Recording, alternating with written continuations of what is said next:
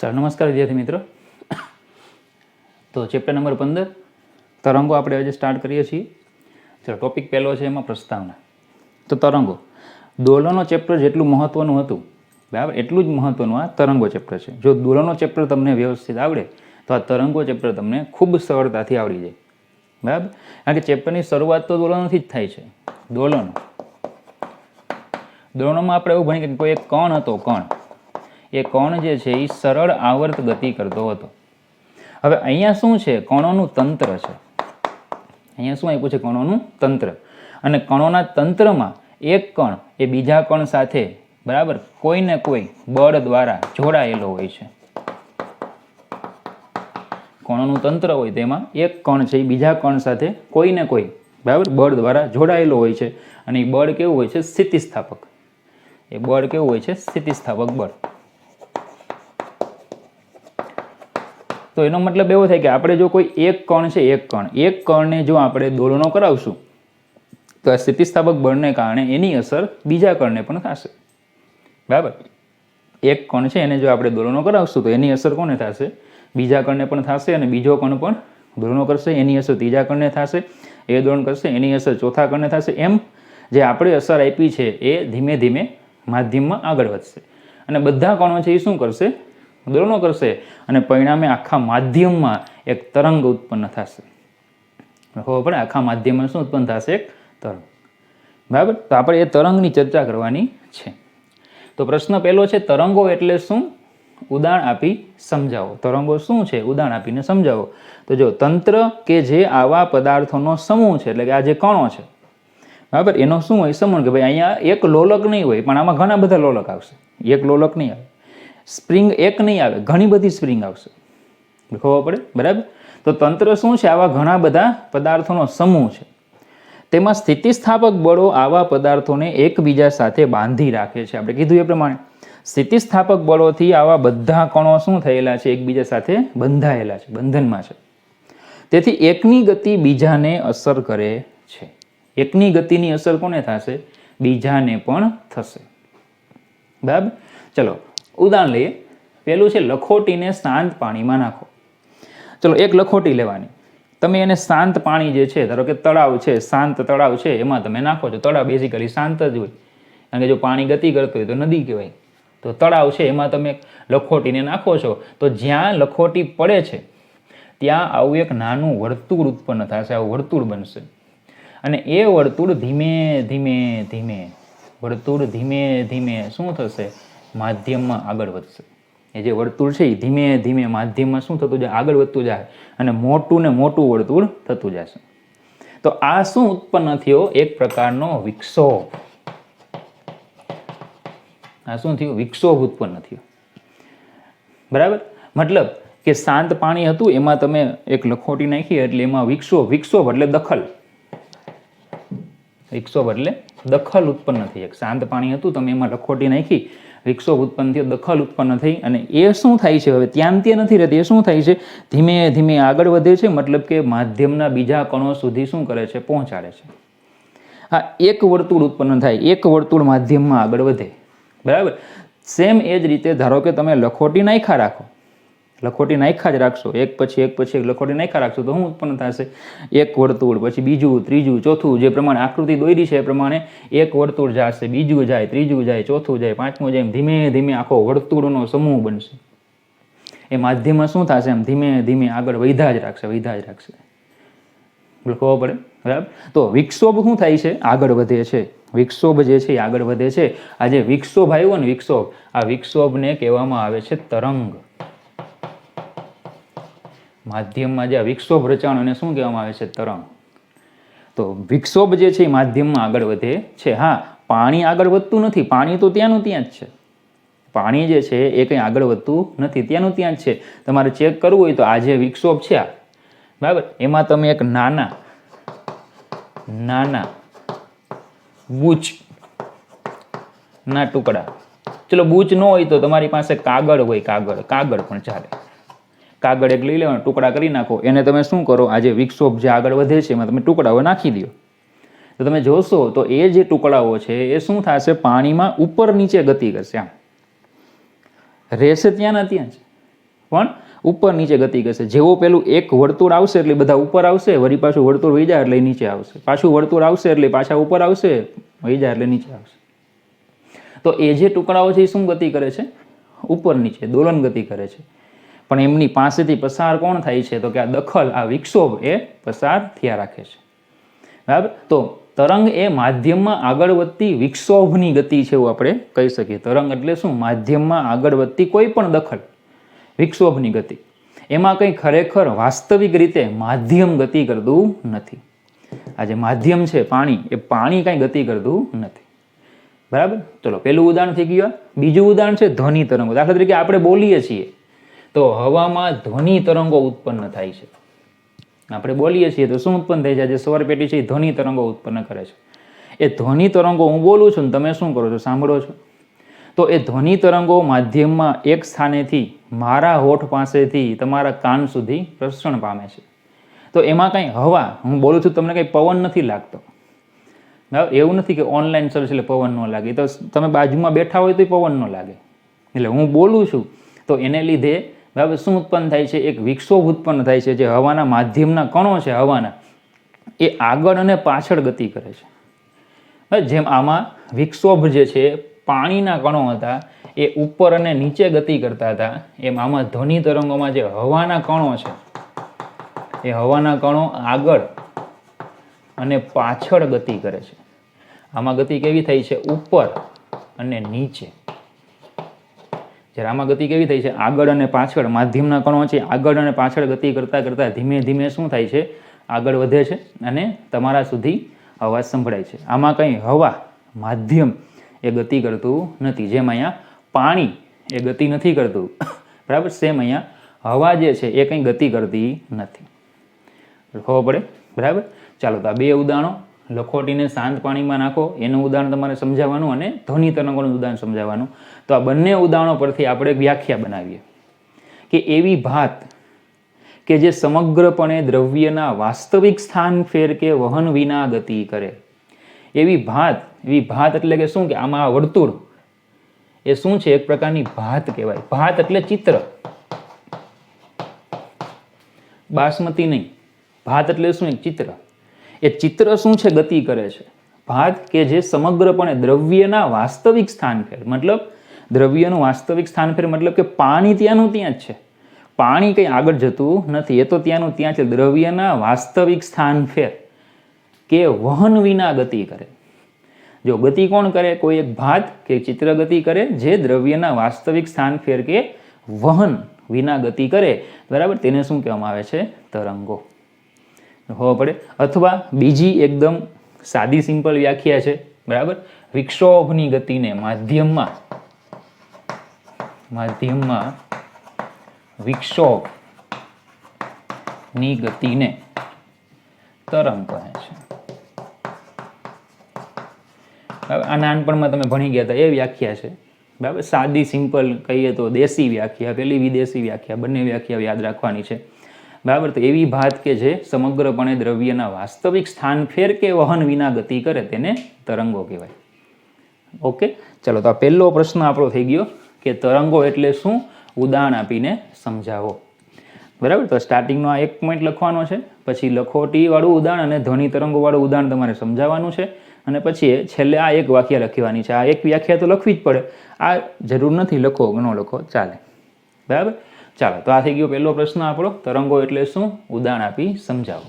Okay, ચલો બીજા કેટલાક પોઈન્ટ છે યાદ રાખવામાં. પહેલો પોઈન્ટ એમાં કીધું છે કે તરંગો ઉર્જાનું વહન કરે છે. ચલો, જે તરંગો છે તરંગો એ ઉર્જાનું વહન કરે છે. દાખલા તરીકે સૂર્ય છે, સૂર્ય એ સૂર્યમાંથી જે પ્રકાશના તરંગો આવે છે, બરાબર, એ પ્રકાશના તરંગો આપણા સુધી, બરાબર, પ્રકાશ ઉર્જા, ઉષ્મા ઉર્જા, એ ઉષ્મા ઉર્જા અને પ્રકાશ ઉર્જા શું કરે છે? આપણા સુધી લાવે છે. તો તરંગો ઉર્જાનું વહન કરે છે. અને વિક્ષોભની ભાત જે માહિતી ધરાવે છે, વિક્ષોભ જે માહિતી ધરાવે છે એ માહિતી એકથી બીજા બિંદુએ પ્રસરણ પામે છે, બરાબર. જે પ્રકાશના તરંગો અહીં આવે છે, ઉષ્માના જે તરંગો આવે છે, એમની પાસે જે માહિતી છે, દાખલા તરીકે ચલો ઉષ્મા છે એને એક જગ્યાએથી બીજી જગ્યાએ લઈ જાય છે, બરાબર. બીજી રીતે કહીએ તો કોમ્યુનિકેશન જે છે, આપણે મોબાઈલ ફોનમાં વાતચીત કરીએ છીએ, બરાબર, તો એમાં ઉપયોગ કોનો થાય છે? તરંગોનો. તરંગો જે છે એ એક સ્થાનેથી ક્યાં જાય છે? બીજા સ્થાને જાય છે. એમાં વિદ્યુત ચુંબકીય તરંગોનો ઉપયોગ થાય છે, જે પ્રકાશના તરંગો આપણે કહીએ છીએ, બરાબર. એ પ્રકાશના તરંગોને હું બોલું છું એ માહિતી, એ તરંગો એની પાસે આવે છે. ભાત જે છે એ તરંગોની ભાત એ માહિતીને સંગ્રહ કરે છે અને એ માહિતીને શું કરે છે? બીજે સુધી પહોંચાડે છે, બરાબર. એટલે કીધું છે કે વિક્ષોભની જે ભાત છે એ શું કરે છે? માહિતી ધરાવે છે. આપણે જે બોલીએ છીએ એને અનુરૂપ માહિતી ધરાવતા તરંગો ઉત્પન્ન થાય છે અને એ તરંગો પછી શું થાય છે? એક જગ્યાએથી બીજી જગ્યાએ ટ્રાન્સફર થાય છે. ચલો, આપણી માહિતી આપલેની સમગ્ર પદ્ધતિ મુખ્યત્વે તરંગો દ્વારા સંકેતોના પ્રસરણ પર આધારિત છે. તરંગો દ્વારા જે સંકેતો હોય અમુક, બરાબર, ફિક્સ પ્રકારના સિગ્નલો છે, બરાબર, એ સિગ્નલો એ તરંગોમાં રૂપાંતરિત થાય છે અને પછી એ જે માહિતી છે એ એક જગ્યાએથી બીજી જગ્યાએ શું થાય છે? પહોંચાડે છે. તો મુખ્યત્વે તરંગો દ્વારા શું છે? સંકેતોના પ્રસરણ પર આધારિત છે. આ સંકેતો તમે એમ પણ કહી શકો કે જે પેલી કોડિંગ લેંગ્વેજ આવે, બરાબર, કે જે, બરાબર, જે સામેવાળો વ્યક્તિ જે છે એ કંઈક કોડમાં કંઈક ટપકા ટપકા કરીને તરંગોને મોકલે અને એને આધારે જે સામેવાળો બીજો વ્યક્તિ છે એ શું કરે છે? એને ડિકોડ કરે છે, બરાબર. તો એ સંકેતો છે, સંજ્ઞાઓ છે. ચલો, બોલવું એટલે હવામાં ધ્વનિ તરંગો ઉત્પન્ન કરવા. આપણે બોલીએ એનો મતલબ કે આપણે હવામાં ધ્વનિ તરંગો ઉત્પન્ન કરીએ છીએ. સાંભળવું એટલે શું? તો કે એ ધ્વનિ તરંગોની પરખ કરવી. પરખ એટલે ડિટેક્ટ કરવા, બરાબર. ધ્વનિ તરંગો ઉત્પન્ન કરવા, ટ્રાન્સમિટ કરવા, અને સાંભળવું એટલે ડિટેક્ટ કરવા. તો આપણે બોલીએ છીએ તો ધ્વનિ તરંગો શું થાય છે? ઉત્પન્ન થાય છે. અને સાંભળીએ, આપણા કાન જે છે એ ધ્વનિ તરંગોને ડિટેક્ટ કરે છે, સાંભળીએ છીએ આપણે. ઘણીવાર માહિતીની આપલેની પદ્ધતિમાં ઘણા બધા પ્રકારના તરંગો સંકળાયેલા હોય છે. ઘણી વખત આપણે માહિતી આપલે કરીએ છીએ તો એમાં ઘણા બધા પ્રકારના તરંગો જે છે, બરાબર, એ સંકળાયેલા હોય છે. દાખલા તરીકે આપણે જે આ લેક્ચર લઈએ છીએ, બરાબર, ખાલી એની જ હું વાત કરું તો કે હું બોલું છું તો હું ધ્વનિ તરંગો ઉત્પન્ન કરું છું. હું બોલું છું તો હું શું ઉત્પન્ન કરું છું? ધ્વનિ તરંગો. ચલો, આ માઇક્રોફોન છે, બરાબર. માઇક્રોફોન એટલે માઇક. માઇક્રોફોનમાં એ ધ્વનિ તરંગો ડિટેક્ટ થાય છે અને વાયર મારફતે એ માઇક્રોફોન શું કરે છે? ધ્વનિ તરંગોને વિદ્યુત પ્રવાહના સિગ્નલોમાં રૂપાંતરિત કરે છે. એટલે ધ્વનિ તરંગોનું રૂપાંતર શેમાં થાય છે? હવે વિદ્યુત પ્રવાહના તરંગોમાં, અથવા તેમ કે વિદ્યુત પ્રવાહમાં રૂપાંતર કરે છે, સિગ્નલમાં રૂપાંતર કરે છે. સિગ્નલ પણ કહેવાય, બરાબર. એ તરંગો છે એમાં રૂપાંતરિત થાય છે, એટલે ખબર પડે, બરાબર. ચલો, પછી સામે મોબાઈલ ફોન છે એ ધ્વનિ તરંગો જે આજે વિદ્યુત પ્રવાહના જે સિગ્નલો છે એને શું કરે છે? સ્ટોર કરે છે. એ જે તરંગો છે એને શું કરે છે? સ્ટોર કરે, રેકોર્ડિંગ થાય છે, બરાબર. એ જે રેકોર્ડિંગ થાય છે એ રેકોર્ડિંગ શેમાં થાય? તો કે ડિજિટલ તરંગોમાં. તમે કોમ્પ્યુટરની લેંગ્વેજ ભણી ગયા હોય, 0101 વાળું. મોબાઈલ ફોન છે એને ડિજિટલ સિગ્નલ, ડિજિટલ તરંગોમાં શું કરે છે? એને સ્ટોર કરે છે, બરાબર. પછી હું યુટ્યુબ ઉપર એને શું કરીશ? અપલોડ કરીને તમને આપણે લિંક મોકલી છે. તમે હવે શું કરો છો? સાંભળો છો. તમે સાંભળો છો ત્યારે શું થાય છે? ફરી પાછું ઊંધી પ્રક્રિયા થાય છે કે આ જે ડિજિટલ તરંગો હતા એને જે મોબાઈલ ફોનમાં આપણું સ્પીકર છે એ સ્પીકર ફરી પાછા શું કરે છે? એને ધ્વનિ તરંગોમાં રૂપાંતર કરે છે. ખબર પડે? તો આ રીતે શું છે? એક માહિતીની આપલેની આ પ્રક્રિયા થઈ, બરાબર. એમાં ઘણા બધા પ્રકારના તરંગો પણ સંકળાયેલા. દાખલા તરીકે આપણે મોબાઈલ ફોનમાં વાતચીત કરીએ છીએ, ચલો એની આપણે ચર્ચા કરીએ. મોબાઈલમાં વાતચીત કરીએ છીએ તો આપણે ચલો ધ્વનિ તરંગો ઉત્પન્ન કરીએ છીએ. એ ધ્વનિ તરંગો શું થાય છે? તો કે એ ધ્વનિ તરંગોને આપણું જે મોબાઈલમાં જે સ્પીકર છે એ સ્પીકર શું કરે છે? એને સિગ્નલ એટલે પ્રવાહના તરંગોમાં રૂપાંતર કરે છે, વિદ્યુત પ્રવાહમાં, એટલે સિગ્નલમાં રૂપાંતર કરે છે, બરાબર. પછી ટ્રાન્સમીટર છે એને શું કરે છે? પ્રકાશના તરંગોમાં રૂપાંતર કરે છે, વિદ્યુત ચુંબકીય તરંગોમાં રૂપાંતર. કારણ કે એક ટાવરથી બીજા ટાવર સુધી તો વિદ્યુત ચુંબકીય તરંગો જવાના. તો આપણું જે ટ્રાન્સમીટર છે એને શું કરે છે? વિદ્યુત ચુંબકીય તરંગોમાં રૂપાંતર કરે છે. એટલે એ તરંગો ટાવર સુધી જાય. ત્યાંથી એ સિગ્નલો છે ફરી પાછા ક્યાં જશે? જેનો મુખ્ય આપણે જેની સાથે વાતચીત કરીએ છીએ એના ફોનમાં જશે. તો એ પ્રકાશના તરંગો એના જે ફોન છે એમાં જે રિસીવર છે એમાં રિસીવ થશે. એ પ્રકાશના તરંગોને ફરી પાછા વિદ્યુતમાં રૂપાંતર કરશે અને ફરી પાછા એને ધ્વનિ તરંગોમાં રૂપાંતર કરશે અને જે પેલો વ્યક્તિ છે એ સાંભળી શકશે. તો માહિતીની આપલેની જે આખી પ્રક્રિયા છે એમાં કોઈ એક જ પ્રકારનું તરંગ હોય એવું નથી. એમાં ઘણા બધા પ્રકારના તરંગોનો સમાવેશ થાય છે, એટલે ખબર પડે, બરાબર. તો ચાલો મુખ્ય આટલા પોઈન્ટ હતા. પહેલું, તરંગો ઉર્જાનું વહન કરે છે અને વિક્ષોભની ભાત જે માહિતી ધરાવે છે તે એક બિંદુથી બીજા બિંદુએ પ્રસરણ પામે છે. આપણી માહિતી આપલેની સમગ્ર પદ્ધતિ મુખ્યત્વે તરંગો દ્વારા સંકેતોના પ્રસરણ પર આધારિત હોય છે. સંકેતો એટલે સિગ્નલો. બોલવું એટલે હવામાં ધ્વનિ તરંગો ઉત્પન્ન કરવા, સાંભળવું એટલે તરંગોની પરખ કરવી. ઘણીવાર માહિતીની આપલેની પ્રક્રિયામાં ઘણા બધા પ્રકારના તરંગો સંકળાયેલા હોય છે. ઓકે, ચાલો પછીનો પ્રશ્ન છે માધ્યમની દ્રષ્ટિએ તરંગોના પ્રકાર. માધ્યમ કે ભાઈ કયા માધ્યમનો ઉપયોગ થયેલો છે એને આધારે આપણે આ જે તરંગો છે એના પ્રકારો આપણે ભણવાના છે. તો બોર્ડ ઉપર લખો એટલો પ્રશ્ન છે, બરાબર. ચલો પહેલાં તો માધ્યમની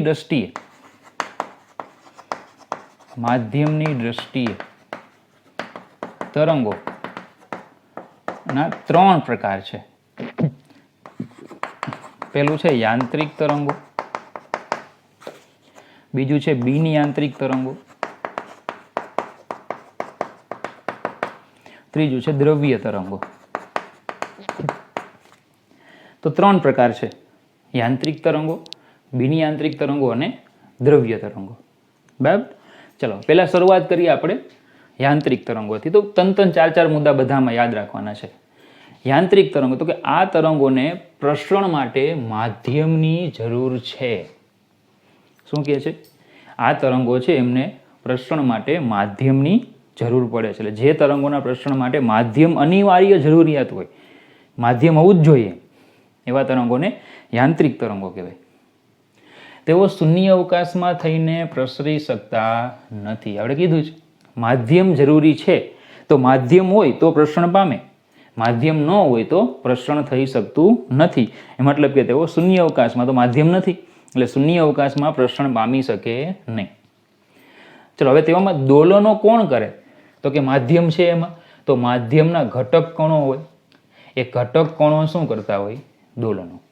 માધ્યમ છે કે નહીં અહીંયા? તો માધ્યમમાં કંઈક કણો હશે. એ માધ્યમના કણો સમગ્ર તરંગની ગતિ દરમિયાન શું કરતા હોય? દોલનો કરતા હોય, બરાબર. કારણ કે તરંગ હોય, તરંગમાં હંમેશા કોઈને કોઈ માધ્યમ હોય જ.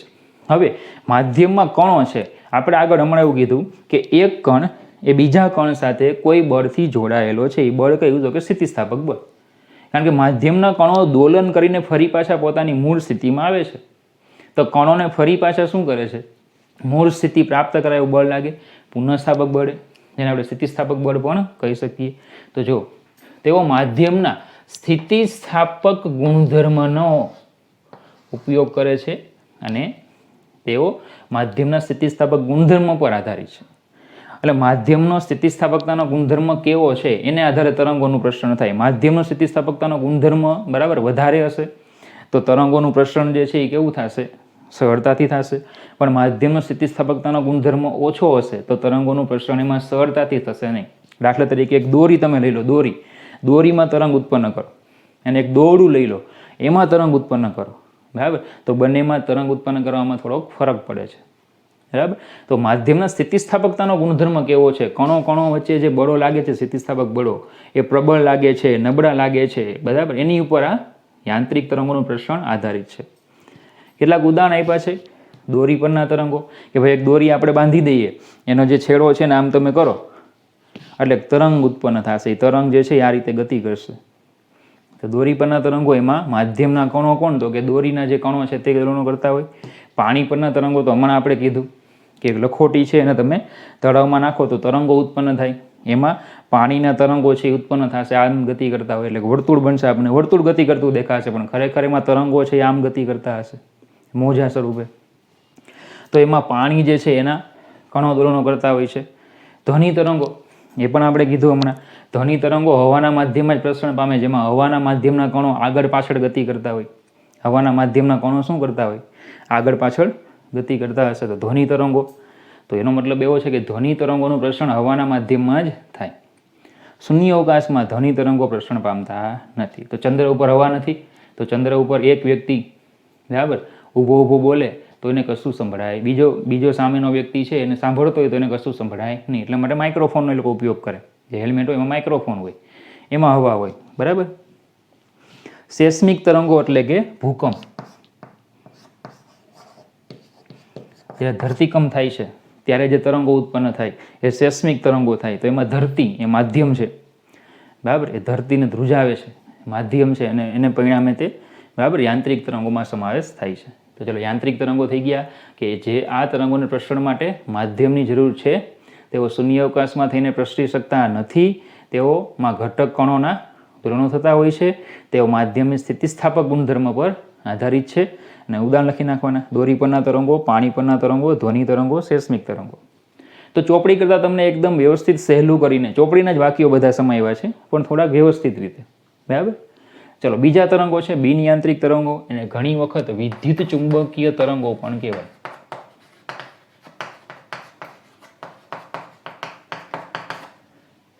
શું કહેવાય એને? વિદ્યુત ચુંબકીય તરંગો. ચલો, પહેલો મુદ્દો તો કે આમને પ્રસરણ માટે માધ્યમની જરૂર હતી, આમને પ્રસરણ માટે માધ્યમની જરૂર નથી. માધ્યમ જરૂરી હતું એટલે આ શૂન્ય અવકાશમાં પ્રસરી શકતા નથી. આમાં માધ્યમ જરૂરી નથી એટલે આ શૂન્ય અવકાશમાં પ્રસરી શકે છે. માધ્યમ જરૂરી નથી તો શૂન્ય અવકાશમાં પણ એમનું પ્રસરણ થઈ શકે. ચલો, બીજું, શૂન્ય અવકાશમાં બધા વિદ્યુત ચુંબકીય તરંગોનો વેગ એટલે કે ઝડપ એક સરખી હોય છે. હવે વિદ્યુત ચુંબકીય તરંગો, બિનયાંત્રિક તરંગોમાં ઘણા બધા પ્રકારના તરંગોનો સમાવેશ થાય. સૂર્યમાંથી જે પણ પ્રકાશના તરંગો આપણા સુધી પહોંચે છે એમાં ઘણા બધા પ્રકારના તરંગો હોય. દાખલા તરીકે પ્રકાશના તરંગો હોય, રેડિયો તરંગો હોય, એક્સરે હોય, પારજાંબલી હોય, પારરક્ત હોય, માઇક્રોવેવ હોય, બરાબર. આ બધા તરંગો શું થાય એ આપણા સુધી પહોંચે છે. આ બધા તરંગોનો શૂન્ય અવકાશમાં ઝડપ એક સરખી હોય. અને એ કેટલી હોય તો કે એને પ્રકાશની ઝડપ કહેવામાં આવે. 3 × 10⁸ મીટર સેકન્ડ ઇન્વર્સ. એ વિદ્યુત ચુંબકીય તરંગોની ઝડપ એટલે પ્રકાશની ઝડપ 3 × 10⁸ મીટર સેકન્ડ ઇન્વર્સ. હવે સમજો, આમાં માધ્યમ હતું તો માધ્યમના ઘટક કણો દોલનો કરતા તેવું કીધું. માધ્યમ તો આમાં તો છે જ નહીં. તો પછી આ તરંગો જ્યારે પ્રસરણ પામતા હોય ત્યારે દોલનો કરે કોણ? આ તરંગો પ્રસરણ પામતા હોય ત્યારે દોલનો કોણ કરે? તો જેનું નામ શું છે? વિદ્યુત અને ચુંબકીય. તો આમાં વિદ્યુત ક્ષેત્ર અને ચુંબકીય ક્ષેત્રના સદિશો, એના સદિશો એ દોલનો કરે છે. કોણ? વિદ્યુત ક્ષેત્ર અને ચુંબકીય ક્ષેત્રના સદિશો દોલનો કરે છે. કઈ રીતે? તો કે પરસ્પર લંબ અને પ્રસરણ દિશાને પણ લંબ. દાખલા તરીકે ધારો કે આપણે વિદ્યુત ચુંબકીય તરંગ છે, હું અહીંયા એક દોરું છું. ધારો કે આ વિદ્યુત ક્ષેત્રનો દોલનો છે, આ વિદ્યુત ક્ષેત્ર છે, તો આ ચુંબકીય ક્ષેત્ર હોય અને આ પ્રસરણની દિશા કે આ દિશામાં પ્રસરણ થાય છે. આ વિદ્યુત ક્ષેત્રના દોલનો છે, આ ચુંબકીય ક્ષેત્રના દોલનો છે, અને આ છે પ્રસરણ દિશા. તો આને એક્સ અક્ષ કહી દઉં અને વાય અક્ષ કહી દઉં, તો આ ઝેડ અક્ષની દિશામાં પ્રસરણ થાય. તો વિદ્યુત ચુંબકીય તરંગોમાં દોલનો કોણ કરે? તો કે વિદ્યુત અને ચુંબકીય ક્ષેત્રના સદિશો દોલનો કરે છે. જો યાંત્રિક તરંગો એવા છે કે આપણે એને, બરાબર, આ તરંગો છે તો એમાં માધ્યમનો સમાવેશ થાય. તો આમાંના કેટલાક આપણે સરળતાથી જોઈ શકીએ. દોરી પરના પાણીના તરંગો એ આપણે દેખાય. વિદ્યુત ચુંબકીય તરંગો, પ્રકાશના તરંગો, એ તરંગો કોઈ દિવસ દેખાય નહીં. પ્રકાશ છે, પ્રકાશ, બરાબર, એ દેખાય નહીં એનો મતલબ કે પ્રકાશ નથી એમ એવું નહીં. પણ એમાં જે દોલનો કરે છે કે નહીં, આ વિદ્યુત અને ચુંબકીય, દાખલા તરીકે પ્રકાશ આવે છે તો પ્રકાશ તમે જો આ વિદ્યુત ક્ષેત્ર આમથી આમ, આમથી આમ થાય, એવું દેખાય નહીં. જ્યારે આમાં દોરીમાં અને પાણીમાં શું થાય તમને દેખાશે, બરાબર. ચલો, આમાં શું થાય તો કે વિદ્યુત ક્ષેત્ર શૂન્ય હોય. કોઈ બિંદુ આગળ ધારો કે પ્રકાશના તરંગો પસાર થાય તો અહીંયા વિદ્યુત ક્ષેત્ર, ચુંબકીય ક્ષેત્ર 0 હોય. પછી એના મૂલ્યો વધે, મહત્તમ બને, ઘટે, 0 થાય, દિશા ઉલટાવે, મહત્તમ બને ને પાછા ઘટે. એટલે કે એક તરંગ છે એ પસાર થઈ એવું કહેવાય, બરાબર. ચાલો, તો આટલું યાદ રાખવાનું છે વિદ્યુત ચુંબકીય તરંગોમાં કે આ તરંગોને પ્રસરણ માટે માધ્યમની જરૂર નથી. તેઓ શૂન્ય અવકાશમાં થઈને પ્રસરી શકે છે. શૂન્ય અવકાશમાં બધા વિદ્યુત ચુંબકીય તરંગોની ઝડપ એક સરખી હોય છે, c 3 × 10⁸ મીટર સેકન્ડ ઇન્વર્સ. ઉદાહરણો કેટલાક: પ્રકાશના તરંગો, રેડિયો તરંગો, એક્સરે, પારજાંબલી, પારરક્ત કહી શકો તમે, પારરક્ત, બરાબર. ચલો, ગેમા તરંગો છે એ પણ કહી શકાય. પ્રકાશના તરંગો એટલે દ્રશ્ય પ્રકાશના તરંગો પણ લઈ શકાય. ચાલો, ત્રીજું છે દ્રવ્ય તરંગો. દ્રવ્ય એટલે શું? દળ. દ્રવ્ય એટલે દળ. તો આમાં જો કોનો સમાવેશ? તો કે દ્રવ્યના ઘટકો. કોઈ પણ દ્રવ્ય શેનું બનેલું હોય તો કે ઇલેક્ટ્રોન, પ્રોટોન, ન્યુટ્રોન, પરમાણુ અને અણુઓનું. કોઈ પણ દ્રવ્ય છે એ ઇલેક્ટ્રોન, પ્રોટોન, ન્યુટ્રોન, પરમાણુ અને અણુનું બનેલું હોય. આમને દ્રવ્યોની રચના કરતા ઘટકો કહેવાય. તો આ જે તરંગો છે, દ્રવ્ય તરંગો, એ આમની સાથે સંકળાયેલા છે. ઇલેક્ટ્રોન હોય, પ્રોટોન હોય, ન્યુટ્રોન હોય, પરમાણુ, અણુ એમની સાથે સંકળાયેલા છે. હવે આવા તરંગો ક્યાં સમાવેશ થાય તો કે કુદરતમાં આવા તરંગો ક્વોન્ટમ મિકેનિક્સ વર્ણનમાં ઉદ્ભવે છે. ક્વોન્ટમ મિકેનિક્સ આપણે જે યંત્રશાસ્ત્ર ભણીએ છીએ, મિકેનિક્સ ભણીએ છીએ, બરાબર, એ ક્લાસિકલ મિકેનિક્સ છે. ન્યૂટને આપેલું મિકેનિક્સ અને ક્લાસિકલ મિકેનિક્સ કહેવાય, જૂનું યંત્રશાસ્ત્ર. પછી મેક્સ પ્લાન્ક, તમે 11મા ધોરણમાં ભણી ગયા હોય કેમેસ્ટ્રીમાં, પ્લાન્ક, એ આપણને ક્વોન્ટમ મિકેનિક્સ આપશે. હવે એમાં આવા દ્રવ્ય તરંગોનો ઉપયોગ થશે. ઇલેક્ટ્રોન સાથે સંકળાયેલ દ્રવ્ય તરંગ, પ્રોટોન, બરાબર, અણુ પરમાણુઓ સાથે સંકળાયેલા દ્રવ્ય તરંગોની ચર્ચા એમાં થશે. બરાબર. યાંત્રિક અથવા વિદ્યુત ચુંબકીય તરંગો કરતાં વૈચારિક રીતે, એટલે કે વિચારવાની દ્રષ્ટિએ અમૂર્ત હોવા છતાં, અમૂર્ત એટલે કે શું, આપણે ખરેખર માનવામાં ન આવે, એને અમૂર્ત ખ્યાલ કહેવાય. એટલે કે ઇલેક્ટ્રોન તરંગ છે એમ કે આવે, આપણને માનવામાં આવે, ઇલેક્ટ્રોન છે તરંગ છે એવું માનવામાં આવે ના. પણ તમને જો ખ્યાલ હોય તો કેમેસ્ટ્રી ભણી ગયા, ડી બ્રોગલી એવું કીધેલું કે ઇલેક્ટ્રોનને દ્વૈત પ્રકૃતિ ધરાવે છે. ઇલેક્ટ્રોનને કણ પણ કહેવાય અને અમુક સંજોગોમાં તરંગ પણ કહેવાય. બરાબર. એટલે શું છે કે માનવામાં નથી આવતા. યાંત્રિક તરંગો અને વિદ્યુત ચુંબકીય તરંગો એ આપણા વૈચારિક ખ્યાલો સાથે બંધ બેસતા થાય છે, મેચ થાય છે એમ. બરાબર. આમના વિશે મેં તમને સમજાવ્યું, બરાબર, તમને સરળતાથી વિચારવામાં આવી જાય, આ વિચારવામાં આવી જાય. પણ આ વૈચારિક રીતે કેવા છે, અમૂર્ત છે, સરળતાથી વિચારી શકતા નથી, માનવામાં નથી આવતું. છતાં આધુનિક ટેકનોલોજીમાં મૂળભૂત એવી રચનાઓમાં તેઓનો ઉપયોગ થાય છે. આધુનિક ટેકનોલોજીમાં આમનો ઉપયોગ સૌથી વધારે થાય છે. દાખલા તરીકે ઇલેક્ટ્રોનની જ આપણે વાત કરીએ. ઇલેક્ટ્રોન સાથે સંકળાયેલ દ્રવ્ય તરંગ ની વિભાવના નાનો ઉપયોગ ઇલેક્ટ્રોન માઇક્રોસ્કોપ,